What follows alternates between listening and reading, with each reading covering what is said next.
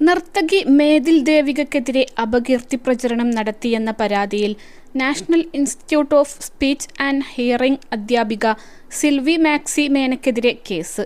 മേതിൽ ദേവികയുടെ the crossover എന്ന dance documentary തന്റെ നൃത്തരൂപത്തിന്റെ മോഷണം ആണെന്ന് നവമാധ്യമങ്ങളിൽ പ്രചരിപ്പിച്ചെന്ന പരാതിയിലാണ് എറണാകുളം ജുഡീഷ്യൽ മജിസ്ട്രേറ്റ് കോടതി കേസെടുത്തത്. മേതിൽ ദേവികയുടെ പരാതിയിൽ കഴമ്പുണ്ടെന്ന് കോടതി വിലയിരുത്തി. സിൽവി മാക്സിക്ക് സമൻസ് അയക്കാനും കോടതി നിർദ്ദേശിച്ചു.